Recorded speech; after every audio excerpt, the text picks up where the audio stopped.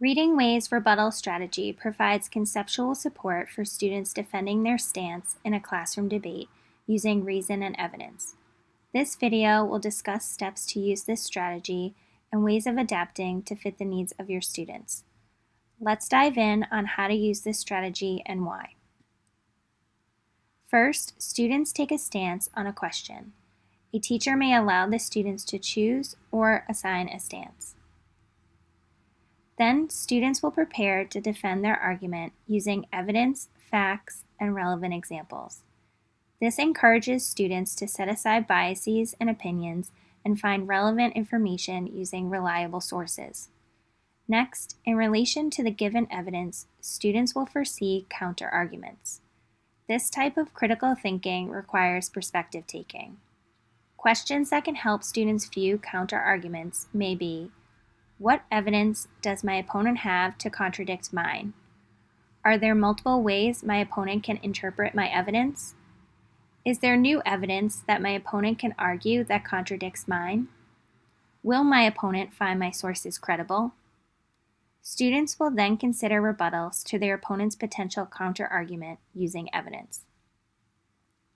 As this organizer involves critical thinking and sourcing of information, you may consider having students complete the following section on a different day. This part of the organizer helps students prepare to take on their opponent first by anticipating what their arguments will be. This level of preparation enhances a student's confidence in public speaking. As they develop a counter, they may need to again reference facts, examples, and relevant information. Students will then view both sides of an argument and anticipate their opponent's defense. Once preparation is finished, students may take turns exchanging argument, counter-argument, and rebuttal. This debate is set up to be one-on-one, but can be easily adapted to use as a classroom debate. You may also edit the organizer to invoke discussions rather than debates, which brings me to suggestions for further adaptability. Students may have difficulties referencing the source, so you may need to guide the students in becoming proficient at being critical selectors of sources. Students may also have challenges with perspective taking. Therefore, you may want to provide their arguments and their opponent's arguments and have students complete the counter, rebuttals, and opponent's defense independently.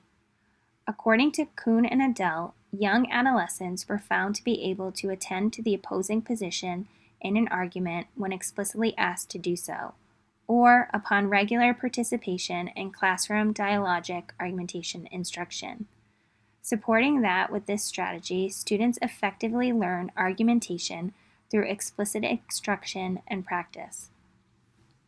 This resource supports students' ability to apply knowledge learned in group oral argumentation and later transfer into argumentative writing.